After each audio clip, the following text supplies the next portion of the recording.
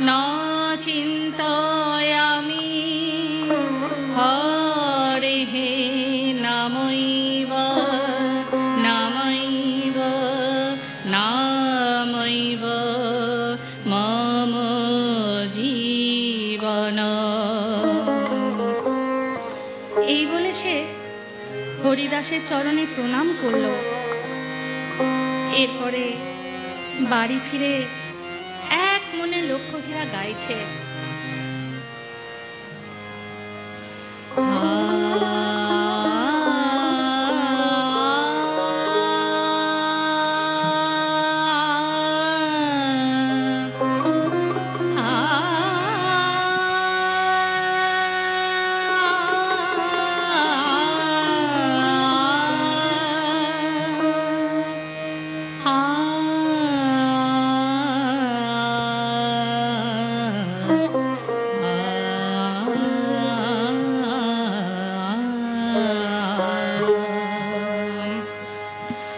রাখিব যতনে আমি রাখিব যতনে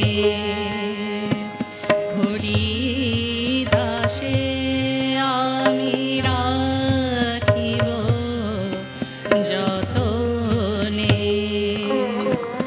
যতনে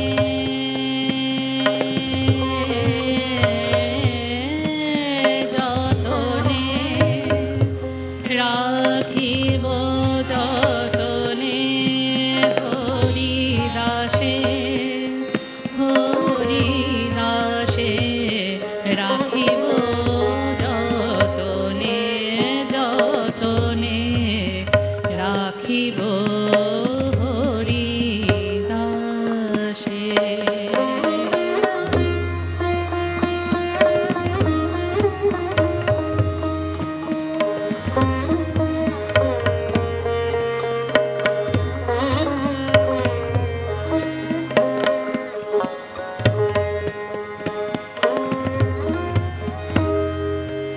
রাখিব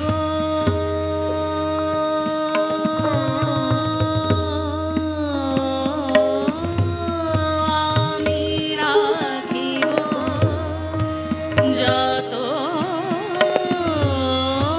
যতনে রাখিব যতনে হরিদাসে হরিদাসে রাখিব যতনে আর কারেও না আমি রাখিব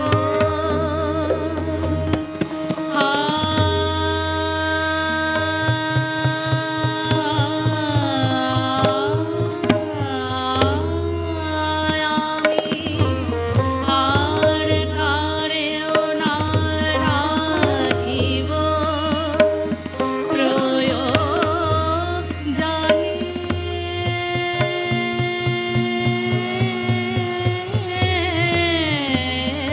আর কারেও না রাখিব আমি প্রয়োজনে প্রাণ ধনে রাখিব যতনে রাখিব যতনে হরিদাসে।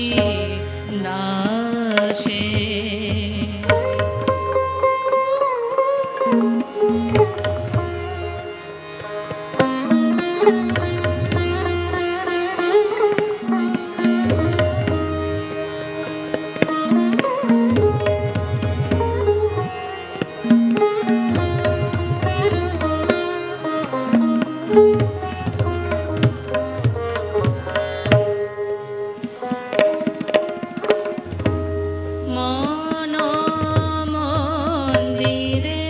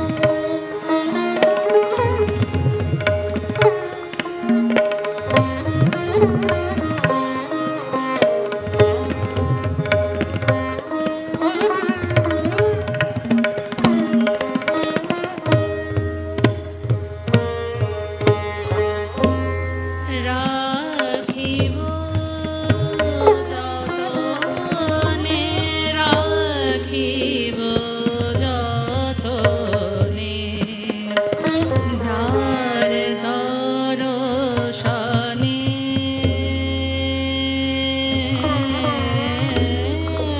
যার দর্শনে ধন্য জীবন আমার যার দর্শনে ধন্য জীবন আমার জীবন ধন হরি দাসে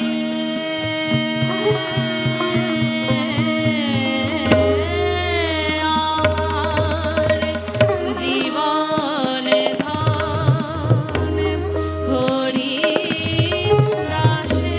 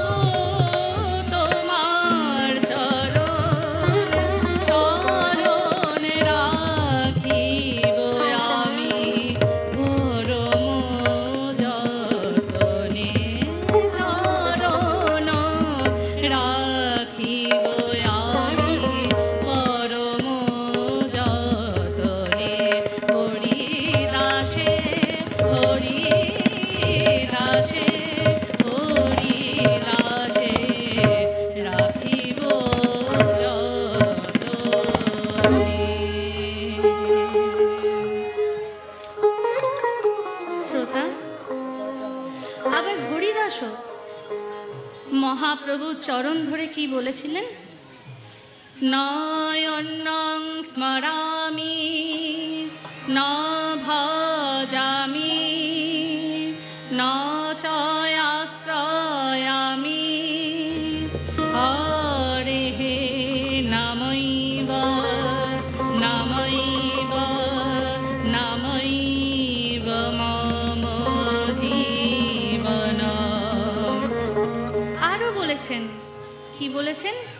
ভক্তা তদিয়া চরণয়ম্বুজম অন্তরেণ শ্রী শ্রী হরিপুরুষোত্তম দেহি দাস্যম। শ্রী জগন্নাথ দেব প্রতিদিন স্বয়ং দর্শন দেবার লাগি শ্রী হরিদাসের নয়নেতে ধরা দিতেন। নিত্য উৎসব ভবে নিত্য শ্রী নিত্য মঙ্গলা হরিদাস সন্মুখে সাক্ষাৎ নরহরি মঙ্গলায়তন গৌর হরি। হরিদাসের চিন্তা বাড়ছে, বয়স বাড়ার সাথে সাথে দুশ্চিন্তাও বাড়ছে। কারণ প্রাণ প্রয়াণের সময় যে সকলের শরীরে কফ বাত পিত্ত এগুলো প্রচুর পরিমাণে হয়। তাই তখন যদি শেষ সময়ে শ্রীনাম না করা যায়, মহাপ্রভুকে যদি শোনানো না যায়, তাই হরিদাস গৌর হরির চরণে শেষবারের মতো নামটা শোনাচ্ছেন।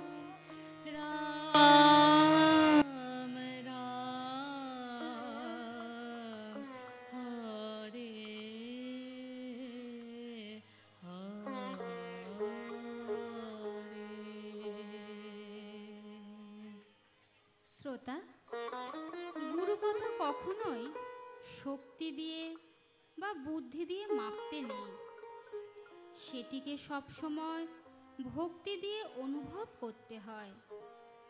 আপনারা সকলে একটি সত্য ঘটনা শুনুন। শ্রী গুরু পূর্ণিমায় সকলেই তার নিজ নিজ গুরুর আরাধনা করেন। এবারের গুরু পূর্ণিমায় এক ধনী শিষ্য তার নিজের বাড়িতে গুরুদেবকে এনে মহোৎসব করার ব্যবস্থা করেছেন। বাগান থেকে মালীরা সুন্দর সুন্দর ফুল এনে গুরুদেবের ঘরটি এবং বসার আসনটি খুব সুন্দর করে সাজিয়েছেন। নানান সুগন্ধি ফুলের সৌরভে ভ্রমরগণ এসে মাতামাতি করছে। অপরদিকে আর এক গরিব শিষ্য ওই গুরু পূর্ণিমার দিনেই তার উঠানের টগর ফুল গাছ থেকে ফুল তুলে এনে সুন্দর একটি মালা গেঁথেছেন। তাদের স্বামী স্ত্রীর একটাই চিন্তা, এই মালাখানি আমরা গুরুদেবের কাছে কিভাবে পৌঁছাবো, আর গুরুদেবের চরণেই বা কিভাবে দেব? আমাদের তো নিজের হাতে গুরুদেবকে মালা পরানোর যোগ্যতাই নেই। স্বামী স্ত্রী দুজনেই সমানে চোখের জল ফেলছে। এমন সময় প্রাতঃভ্রমণে গুরুদেব রাস্তায় হাঁটতে হাঁটতে গরিব শিষ্যের দুয়ারে এসে হাজির হলেন। গুরুদেবকে হঠাৎ দর্শন করে স্বামী স্ত্রী দুজনে খুবই খুশি হলেন এবং গুরুদেবকে ভক্তিভরে প্রণাম করে তাদের গাঁথা মালাটি গুরুদেবের চরণে দিতে যাবে। ঠিক সেই সময় গুরুদেব ইশারা করলেন মালাটি চরণে নয়, গলায় পরিয়ে দেওয়ার জন্য। তারা দুজনে গুরুদেবের গলাতে মালাখানি পরিয়ে দিলেন। এরপর গুরুদেব আবার সেই ধনী শিষ্যের বাড়িতে চলে গেলেন। এদিকে গুরুদেবের গলায় মালা দেখে ধনী শিষ্যটি তখন বললেন, এ কি, গুরুদেবের স্নান হয়নি, নতুন বস্ত্র ধারণ করেননি, পূজা আরাধনা স্তব পাঠ আরতি ভোগ নিবেদন কিছুই তো হয়নি, অথচ গুরুদেব মালা কেন পরেছে? কে মালা গেঁথেছে? কার এত সাহস? আমার বাড়িতে আমার গুরুদেব এসেছে, অথচ মালা কে পরালো? যাই হোক, সেদিন সারাদিন ধরে মহোৎসব হলো এবং পরের দিন সকালবেলা গুরুদেবের ওপর খুবই অভিমান করে ধনী শিষ্যটি গুরুদেবকে বিদায় দিলেন। এদিকে গুরুদেব আবার সেই গরিব শিষ্যের দুয়ারে এসে দাঁড়িয়েছেন। গুরুদেবের ইচ্ছা এই ভাঙা কুটিরেই আজ অন্ন সেবা করবেন। ওই গরিব শিষ্যের স্ত্রীও গুরুদেবেরই শিষ্যা ছিলেন। শিষ্যা তখন বলছে, হ গুরু, যখন আইছ বাপ, তখন এক মুঠা ভাত না খাইয়ে যাইতে দিবক নাই। গুরুদেব মাথা নাড়লেন। ধনী শিষ্যের ঘর থেকে অনেক ভারী ভারী থলি বয়ে গুরুদেব একেবারে ঘেমে গেছেন। তিনি তার গায়ের জামাটি খুলে দেওয়ালে টাঙিয়ে দিয়েছেন। গুরুদেবের ইচ্ছা এই ভারী ভারী থলিগুলি শিষ্য তার বাড়িতে পৌঁছে দেবে। এদিকে গরিব শিষ্যের বাড়িতে একটি কানাকড়িও নেই। শিষ্যা তখন কিছু পয়সা তার স্বামীর হাতে দিয়ে বাজারে পাঠালো আর বলল, হ্যাঁ শুনেইছ গো, গুরুর গায়ে মাখার সরিষার তেল নিবে, মাথায় মাখার তেল নিবে, গুরুর চরণে দেওয়ার সুগন্ধি নিবে। বাজার থেকে তেল এনে তারা দুজনে মিলে গুরুদেবকে খুব করে মাখাচ্ছে, আর ওইদিকে গুরুদেবের জন্য রান্নাও হচ্ছে।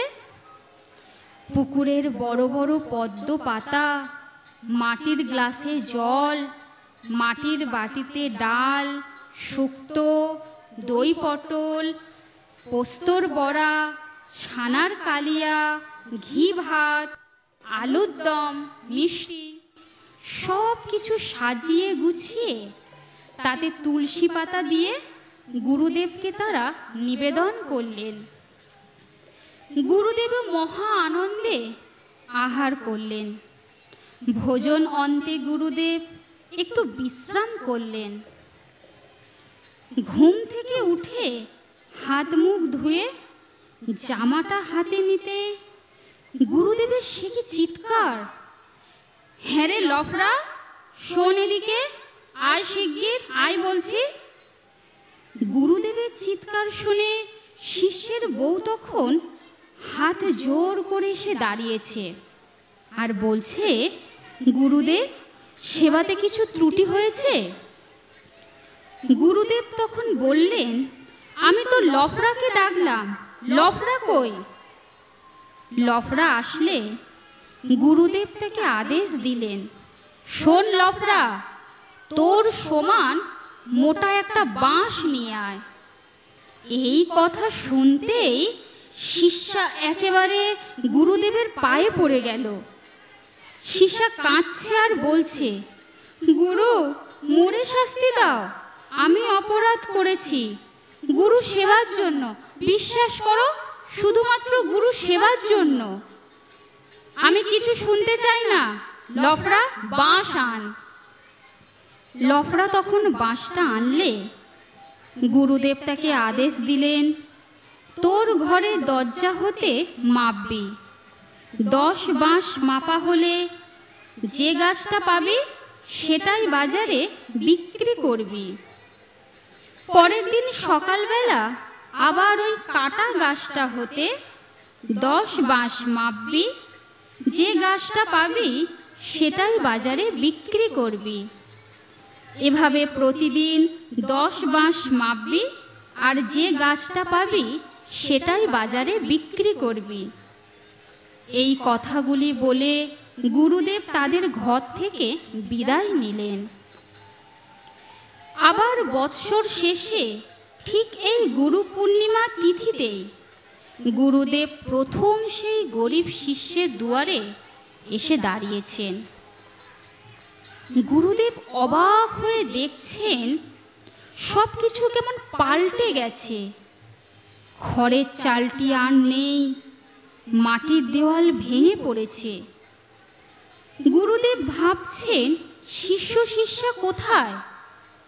গুরুদেব তখন হুঙ্কার দিলেন, লফরা, টেমনি ও টেমনি, কোথায় লো তোরা? গুরুদেবের হুঙ্কার শুনে গ্রামের সকল বাচ্চারা তখন ছুটে এসেছে। বাচ্চারা তখন বলছে, লফরা এখন সার হয়েছে, সে বাঁশ মাপে আর টাকা মাপে, এখন না ও ধনী হয়েছে। গুরুদেব কিছুই বুঝতে পারল না। গুরুদেব বলছেন, কি সার সার করছিস? মানুষ থেকে আবার সার হয় নাকি?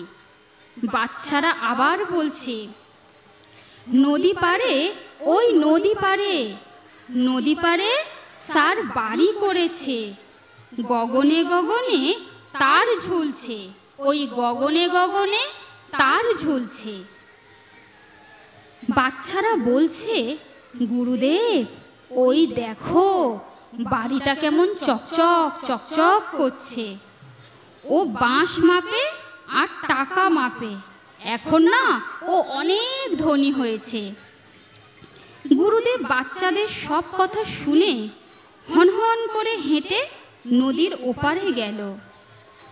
গুরুদেব শিষ্যের গেটের সামনে দাঁড়িয়ে জোরে জোরে মন্ত্র পাঠ করছে। হ্যালো ষাঁড়, হ্যালো হ্যালো ষাঁড়, হ্যালো হ্যালো হ্যালো ষাঁড়। সকল প্রহরীরা তখন ছুটে এসেছে। প্রহরীরা তাকে বলছে, ও বুড়া, বিগলাবি না, কি ষাঁড় ষাঁড় বলছিস? ষাঁড় ষাঁড় বলছিস কেন রে? বল স্যার। গুরুদেব বললেন, কি